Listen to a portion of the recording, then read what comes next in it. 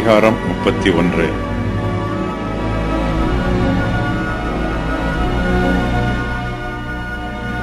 எண்ணாகமம் 31வது அதிகாரம் கர்த்தருடைய யுத்த புஸ்தகத்திலிருந்து எடுக்கப்பட்டிருப்பதாக வேத பண்டிதர்கள் சொல்லுகிறார்கள். இந்த அதிகாரம் எண்ணாகமம் புஸ்தகத்திற்கு இடையில் இங்கே சேர்க்கப்பட்டிருக்கிறது என்பது அவர்களுடைய கருத்து. இஸ்ரவேல் புத்திரர் மீதியானியரோடு யுத்தம் பண்ணுகிறார்கள். இது ஒரு பரிசுத்தமான யுத்தம். இந்த யுத்தத்தை பற்றிய சரித்திரம் இந்த அதிகாரத்தில் சொல்லப்பட்டிருக்கிறது.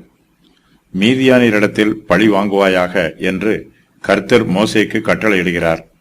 இஸ்ரவேல் புத்திரர் மீதியானியருக்கு விரோதமாக யுத்தம் பண்ண ஆயத்தமாய் இருக்கிறார்கள். இந்த யுத்தத்தில் இஸ்ரவேல் புத்திரருக்கு மகிமையான வெற்றி கிடைக்கிறது. இஸ்ரவேல் புத்திரர் யுத்தத்தில் வெற்றி பெற்று தங்கள் பாளையத்திற்கு திரும்பி வருகிறார்கள். மோசே இஸ்ரவேலின் யுத்த வீரர்களை கனம் பண்ணுகிறார். யுத்தத்திற்கு போனவர்கள் மீதியானியருடைய ஸ்திரீகளை அழித்து போடாமல் அவர்களை சிறைப்பிடித்து கொண்டு வந்திருக்கிறார்கள். இதன் நிமித்தமாக மோசே அவர்களை கடிந்து கொள்கிறார். இஸ்ரவேலின் யுத்த வீரர்கள் தங்களை சுத்திகரித்துக் கொள்ள வேண்டும் என்று மோசே கட்டளையிடுகிறார்.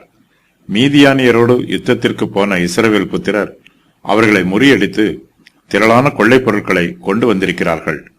கொள்ளைப் பொருட்கள் பங்கிடப்படுகிறது. கொள்ளையில் பாதி யுத்த வீரர்களுக்கும் அதில் மீதி பாதி இஸ்ரவேல் சபையாருக்கும் பிரித்து கொடுக்கப்படுகிறது. இஸ்ரவேல் ஜனத்தார் பெற்றுக்கொண்ட கொள்ளைப் பொருளில் கர்த்தருக்கும் பங்கு கொடுக்கிறார்கள். சேனாபதிகள் கர்த்தருக்கு காணிக்கைகளை செலுத்துகிறார்கள்.